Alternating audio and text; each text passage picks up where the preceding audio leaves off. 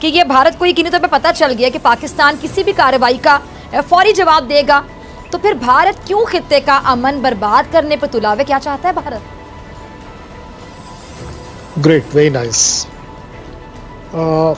मैं अपने पैनल के जो बाकी गेस्ट हैं पाकिस्तान से, उनसे मैं दरखास्त करूंगा उतनी ही पेशेंस रखें जितनी पेशेंस उन्होंने हमारी तरफ से देखी है। अगर इस एग्रीमेंट पर बात करें तो मैं आगे बढ़ता हूँ। आपका सवाल पहले ले लेता हूँ कि पाकिस्तान जवाब देगा। पाकिस्तान जवाब जरूर देगा, क्यों नहीं देगा भाई? आपको देना ही पड़ेगा। आपके कर्म ऐसे हैं, आपके काम ऐसे हैं जिसका आपको जवाब देना पड़ रहा है, और हमें जवाब बिल्कुल नहीं चाहिए। इंडिया आपसे कभी जवाब नहीं मान रहा, क्योंकि आप ही का कहना है कि इंडिया तो आपसे बात ही नहीं कर रहा।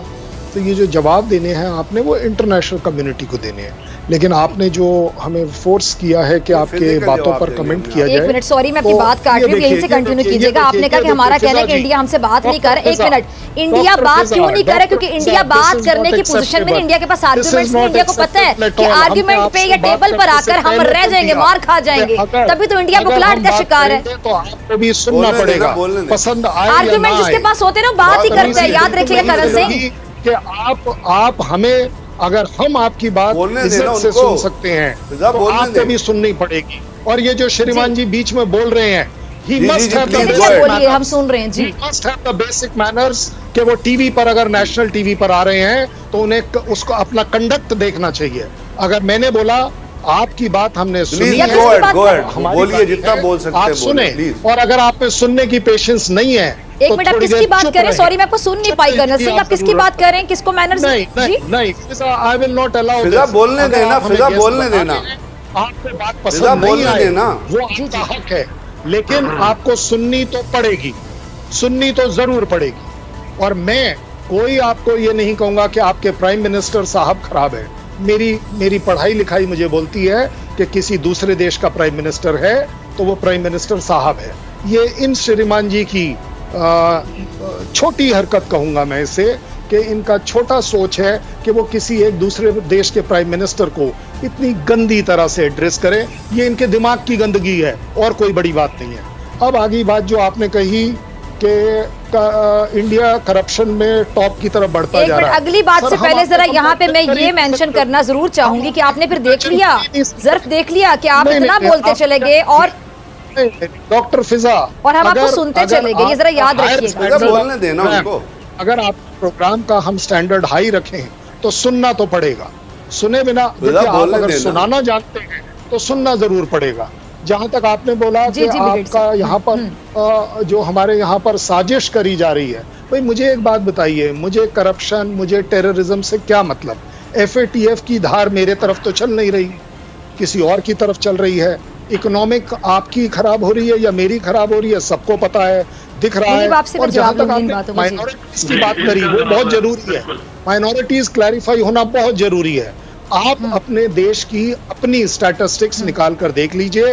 हिंदुओं को आपने घटाकर, एक कम्युनिटी को घटाकर लेस देन 2% पर ले आए। आप यहाँ पर एक ऐसा एग्जाम्पल दे दीजिए कि जहां कोई माइनॉरिटी की टोटल पॉपुलेशन घट रही हो।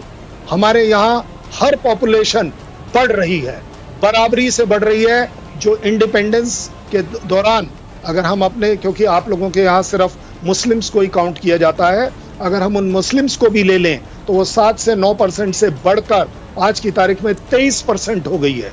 You can now imagine what is the growth. अब क्रिश्चियनिटी का आप जब वो एक्सक्यूज लेते हैं, even Christianity has grown in our country. Yes, मैं बड़ी जिम्मेदारी से एक्सेप्ट करूंगा, हमारे यहाँ वायलेंस हुए हैं, क्या बड़ी बात है। 130 करोड़ लोग हैं, डिफरेंसेस ऑफ ओपिनियन हो सकता है, कंडक्ट का डिफरेंस हो सकता है।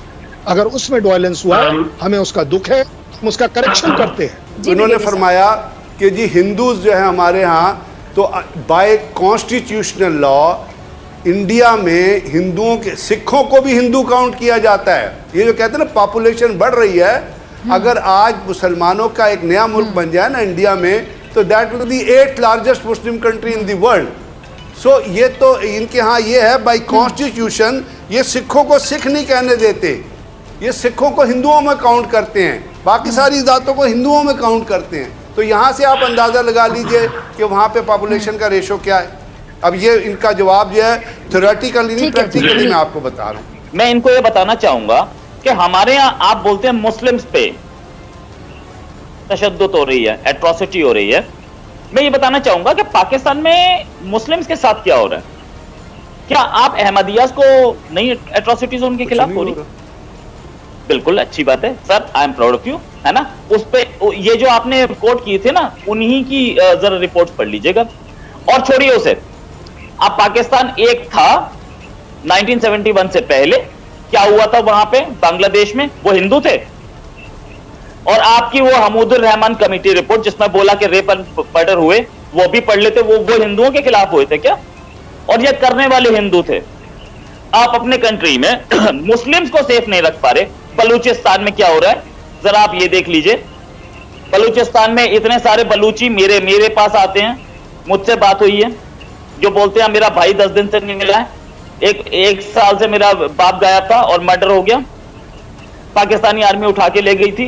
वो सारे हिंदू हैं क्या? आप इंटरनेशनल वो पढ़ लेते हैं, मैगजीन्स खोल लेते हैं। आप इंटरनेशनल मैगजीन जरा पाकिस्तान के भी कॉलम भी खोल लिया कीजिए ना, वहां पे भी लिखा होता है बहुत कुछ। उसके बाद ह्यूमन राइट्स वॉच के संग बदनाम है, पाकिस्तान अच्छा है।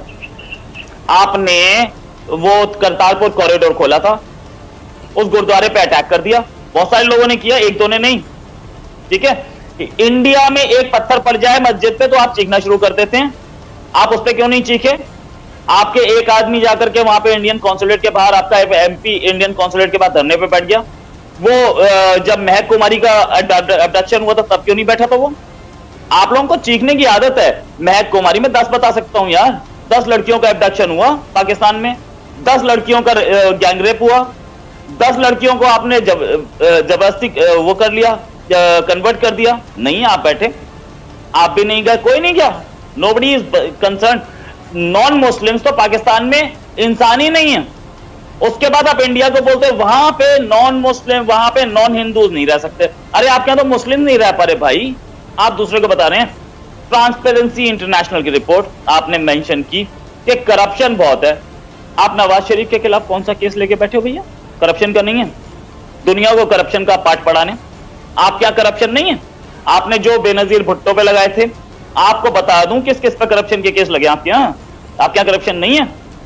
करप्शन बताने आप ये डिनाई कर सकते हैं कि इस करप्शन के साथ प्राइम मिनिस्टर मोदी के साथ ही हम 5th लार्जेस्ट इकोनॉमी बन गए।